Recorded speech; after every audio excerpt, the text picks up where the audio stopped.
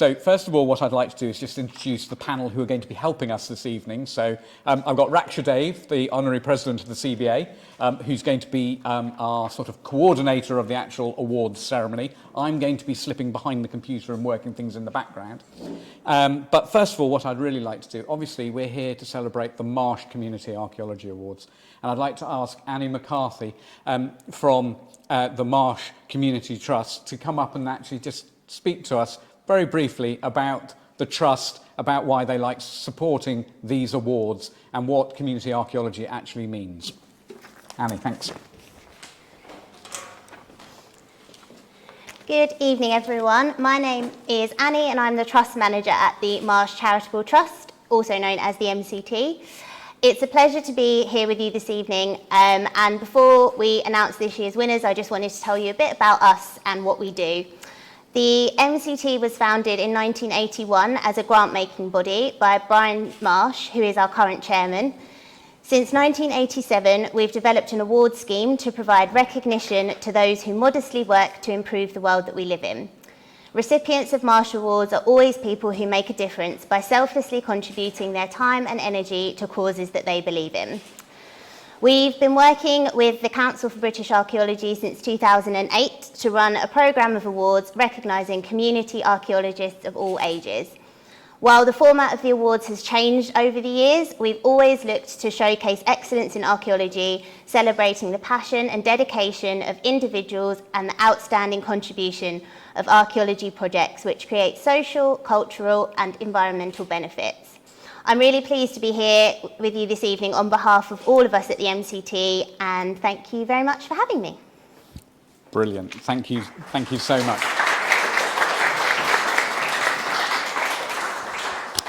Okay, so the good news is I believe our speaker is arriving, which is absolutely fantastic, but we're going to carry on with the awards bit now as we've actually started. So what I'd like to do is ask Raksha to come up and to host this part of the evening for you and take us through the awards. Raksha.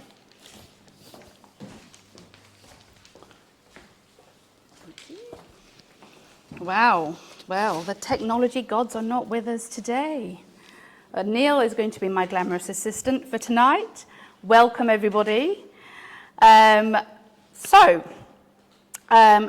first award for this evening is the Youth Engagement Project of the Year. If I get this, honestly. But do you know what? This is like the first time we've been together. The last time I went up to Scotland and I stayed with my sister to then get a phone call to say, no, there's a storm. So I had to end up giving the award ceremony in my sister's study. It was an experience, but we got there. Oh dear. Oh, hey!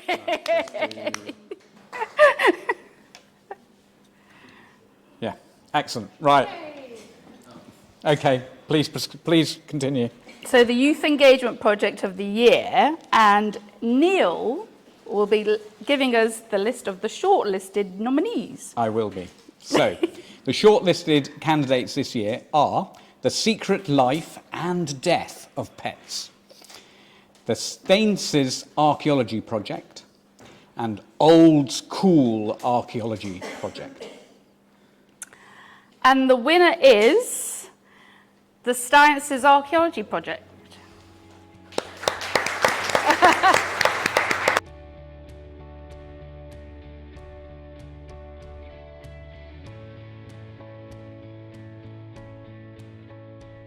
Would you like to say a few words? I know, but yes.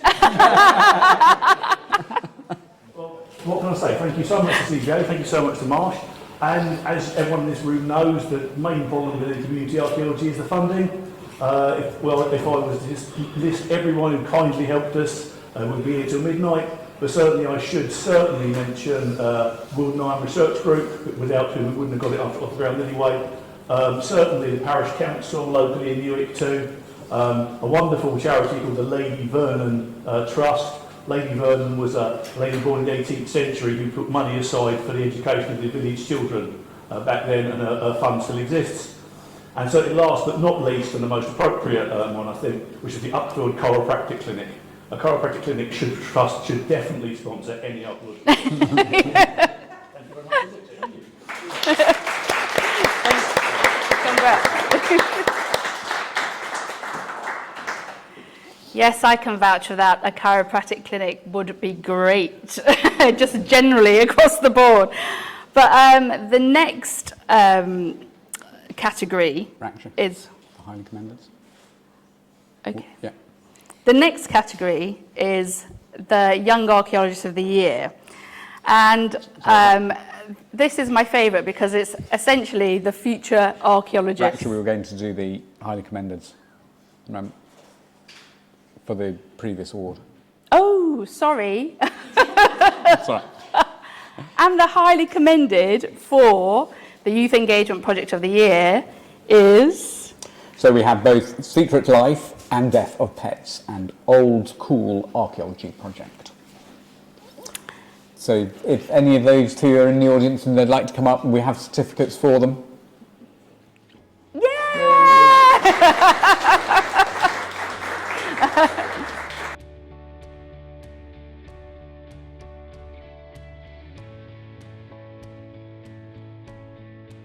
Would you like to say something?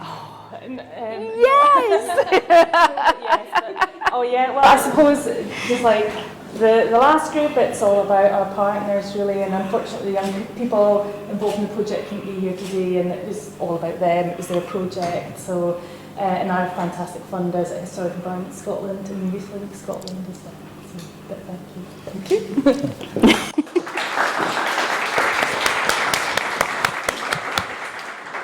Oh, we will get this right eventually, We will, won't we we? will. Right. So now, my favourite category, the Young Archaeologist of the Year. I like to think of these as the archaeologists of the future. And one year, I was the prize. Did you know that?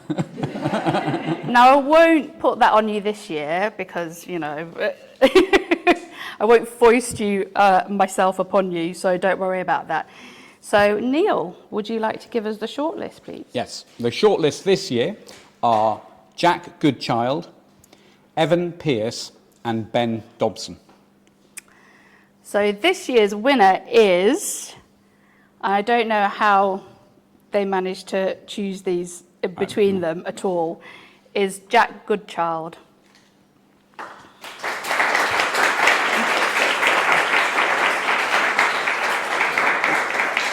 Now, unfortunately, Jack can't be with us tonight, and this has nothing to do with Jack. His mother is very imminently going to be giving birth, so they couldn't actually come up.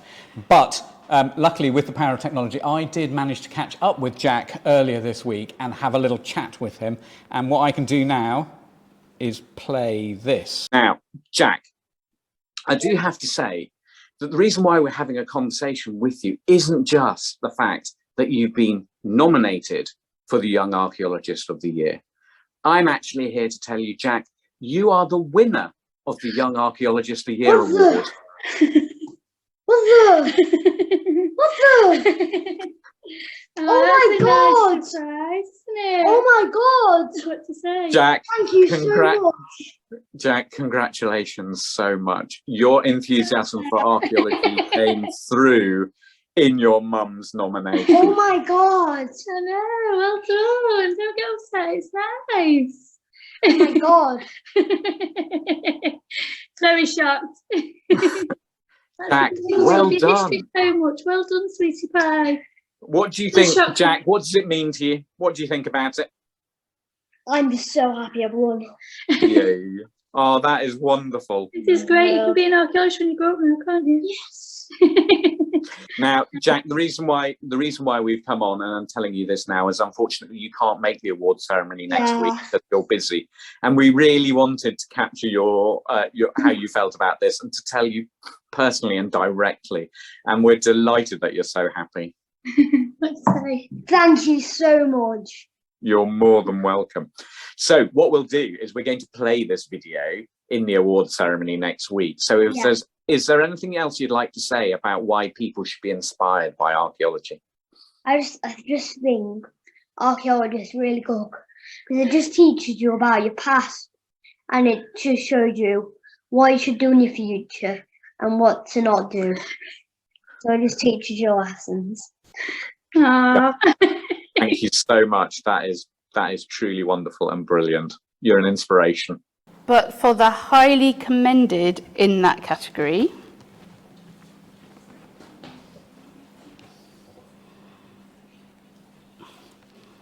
The highly commended are Evan Pearce and Ben Dobson, and we'd love if one of those two are in the audience. That would be fantastic.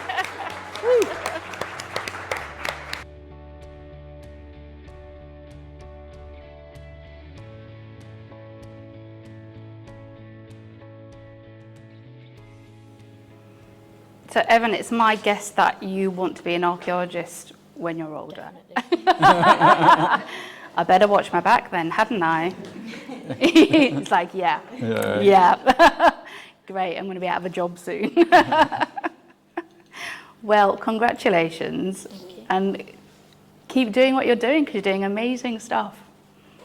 Brilliant. Thank you so much.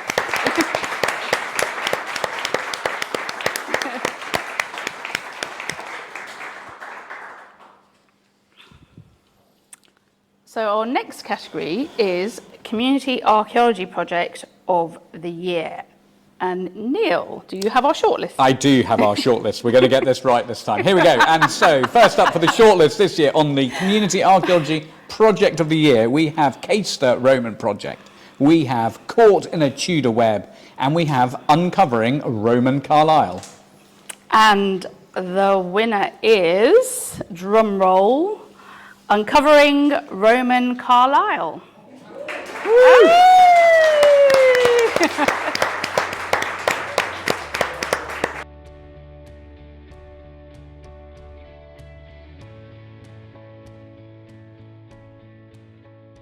No, thank you. We couldn't hope for it. It's an amazing result, and many thanks to the hundreds of volunteers who've been involved, over 400 in total, especially the Tully House Museum and Art Gallery, who've done an amazing job engaging and running engagement on site and continuing to be involved in the project. We've had hundreds of school kids in the local area been engaged. About 2/3 of everybody involved has never picked up a trowel before. And the well-being impacts on people at the project has been fantastic. So many thanks to the volunteers who couldn't have done it without. Woodall Armstrong as well, Woodall Armstrong Archaeology in Carlisle. We've got Frank and Chloe been here tonight, have done an amazing job bringing it, and then also all the other archaeologists who've been involved, and then as well to Carlisle Cricket Club and Carlisle City Council as well, and we look forward to seeing how the project grows in future. And our commended projects in that category are... And our highly commended projects are Caister Roman Project and Caught in a Tudor Web.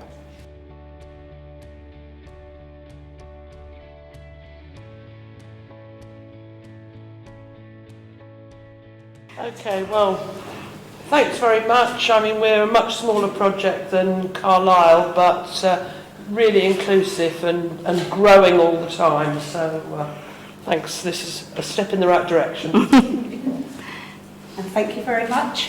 Our young archaeologists have worked really hard on this project. Some of their investigations and the results have been quite harrowing for them, because it was about finding the martyrs in Essex during the Tudor reign. So they've worked really hard, and thank you for all your support, and CMC too. So thank you. Thank you.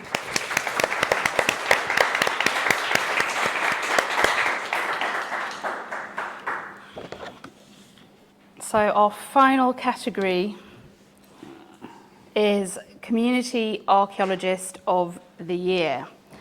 And our shortlisted nominees are? Our shortlisted nominees are Andrew Mayfield, Kat Lodge, Ian Grant, and Kevin Mounsey. And the winner is Andrew Mayfield.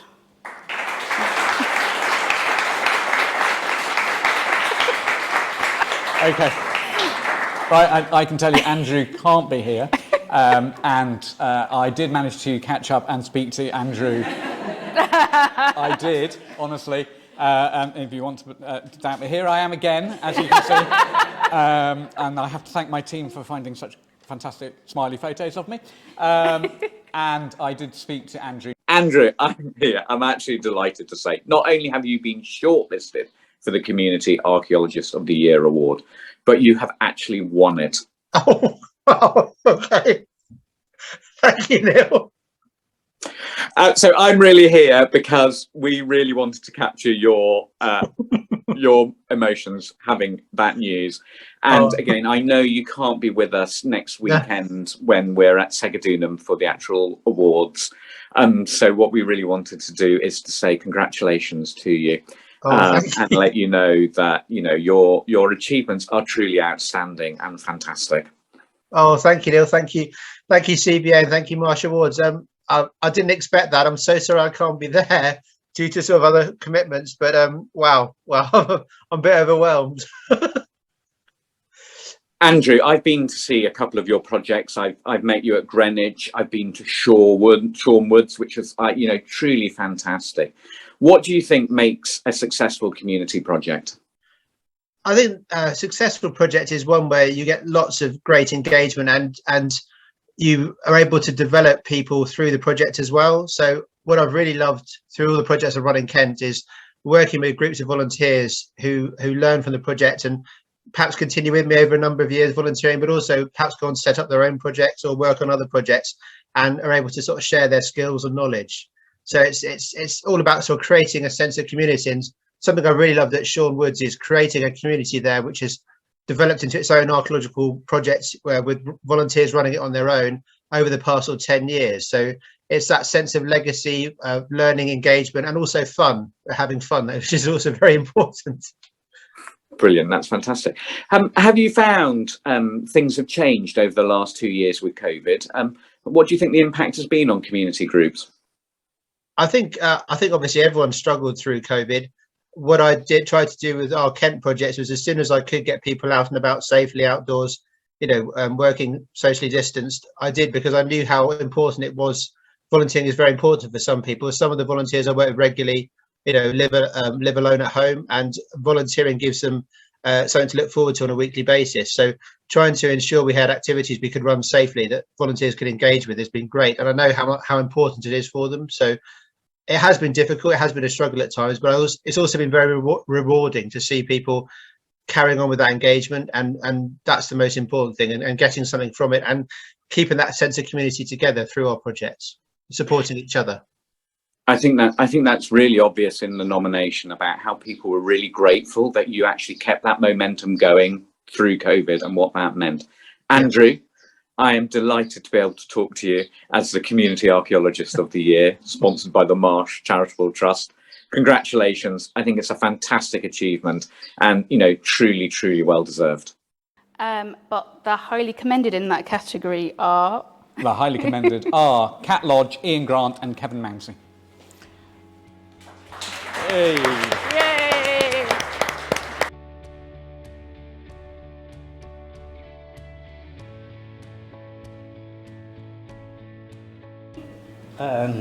Yes, well, I'm very honoured to receive this. I'd like to thank Frank Chico and Chloe Brownlee Chapman for nominating me for this award. I'd like to thank the CBA and the Marsh Trust. I didn't start doing archaeology till I was age 40 when I went to the local university down the road, Newcastle. So I've spent a total of 23 years doing archaeology now, and still working hard in it. We've been running a community project on a possible Roman kiln at Brampton near Carlisle. And of course I've got to say thank you very much to all the volunteers over all the years that have done such splendid work, from the very young to the very old, all of them thoroughly enjoying it and getting a lot out of it. Thank you. Thanks.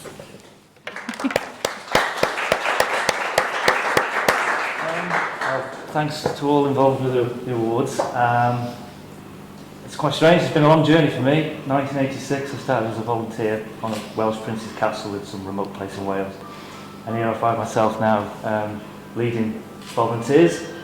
So I'd like to thank the Clwyd Parish Trust, Archaeological Trust in Wales, National Trust, Cadw, and the Clwydian Range, AOMB, who've all been involved over the years, giving me a platform to deliver lots and lots of volunteer community projects. So, and finally, certainly over the last 2 years, it's been quite difficult to get out there and deliver projects, and everybody in this room obviously has been beavering away at that, so all credit to you all.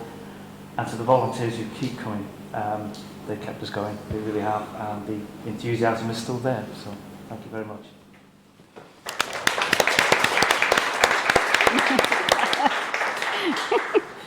Thank you. It's an absolute honour really to be surrounded by such incredible community archaeologists. I'm a local authority archaeologist, so it isn't the main part of my job, but I try to make it so because the community is why we do archaeology.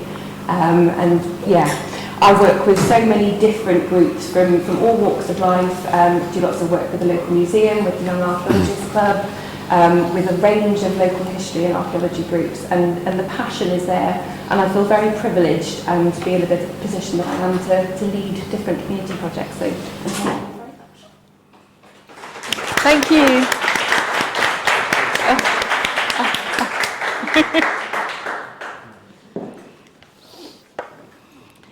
Well, that brings our Marsh Awards to a close. Thank you for bearing with us.